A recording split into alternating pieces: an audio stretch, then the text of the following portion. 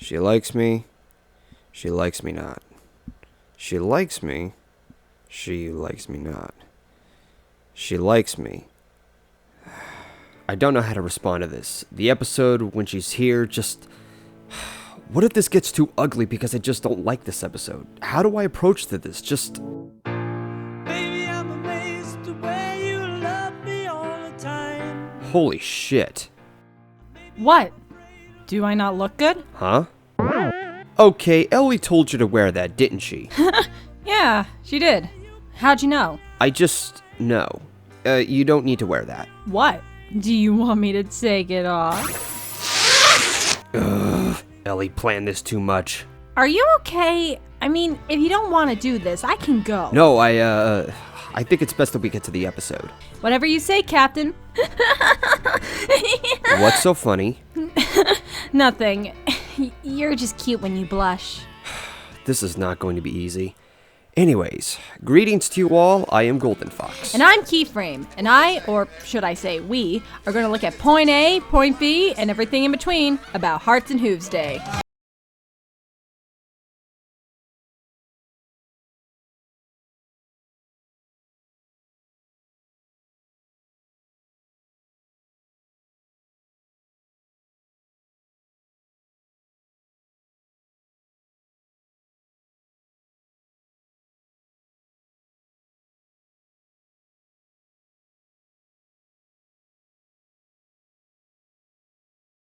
This is your channel, Mr. Fox. Why not start this out? Well, before doing so, I should first elaborate on two things. First off, just because I don't like the episode doesn't mean I'm calling it a bad episode. Some people have taken this at the wrong angle of whether they like something or not to debating what's good or bad. Saying what they like or not is subjective, and saying what's good or bad is being objective.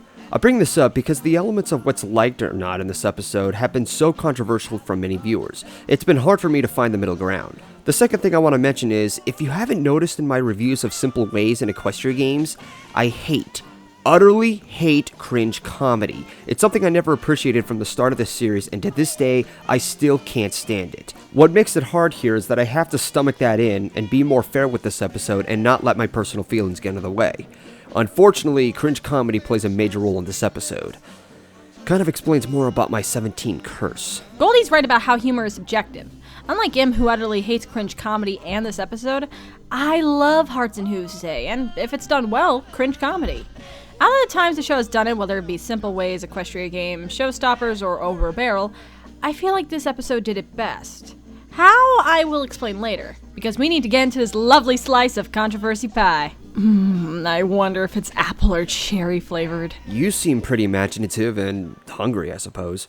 Anyways, this episode begins when the Cutie Mark Crusaders are designing a huge heart card for Miss Chair Lee. The occasion is, as the title says it, it's Hearts and Hooves Day, which is the equivalent of Valentine's Day.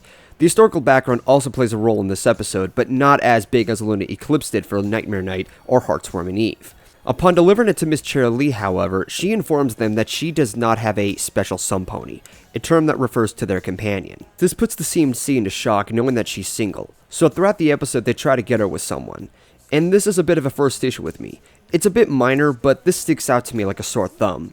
When did the Cutie Mark Crusaders have care for Miss Chair Lee on this level? She was just a teacher and the CMC didn't say much about her before throughout Season 2 and Season 1. So why now?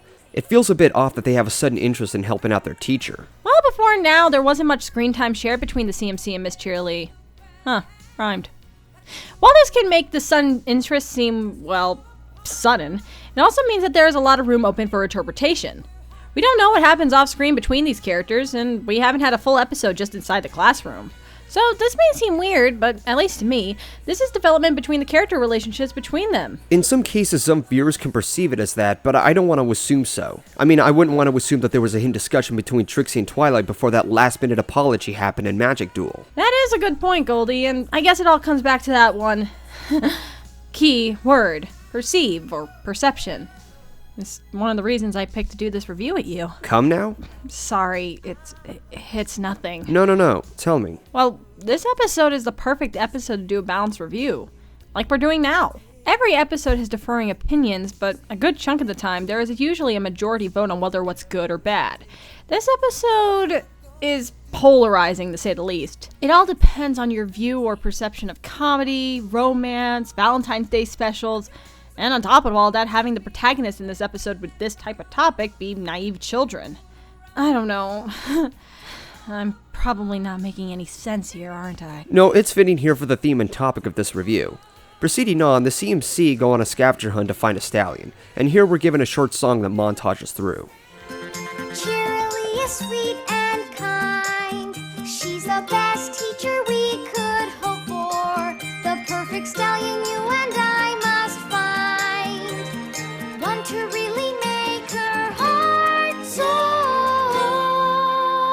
There's a thing I love and hate about this song. The music is nicely composed, resembling a nice innocent and upbeat sound, but the lyrics have a very wrong impression. What they find is only a small trait of what any stallion is doing, and they immediately assume that they aren't the perfect stallion for Cheerilee. I get that they're kids, but do they know what would work as a good stallion for her? If they had this much interest, then perhaps there could have been moments that elaborated her hobbies. I know I'm looking too deeply into this, but I'm just saying. Coming to the end of the song, they decide to connect Miss Cheerilee with Big Mac. Doing anything special for Hearts and Hooves Day? Oh please, oh please, oh please say. Nope.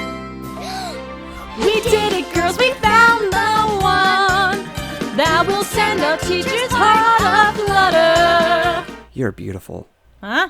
I mean, your voice is beautiful. I mean, look, episode. Wait a minute, let me get this straight. Are you talking about my brother? Yeah, what would Applejack say on behalf of this, Apple Bloom? Probably get out the Valentine shotgun. I can only imagine. From this point on, they try to get the two together in a picnic setup. As obvious, it doesn't work. Well, you can't really blame the CMC for trying this method. I mean, the romantic music, the beautiful sunset, the magenta sky, as they lean into each other with the mood just right to hear those three special words. I mean, it's all cliched as all high heaven, but what are you doing? I don't know. I was just thinking about what you just said and thought I'd get a closer hearing. Right. That's totally why your eyes were shut and your lips were puckered. No, I mean, anyways, proceeding with the episode. Big Mac, Yup. you have something stuck in your teeth. Oh, come on! Okay, that was funny. Agreed.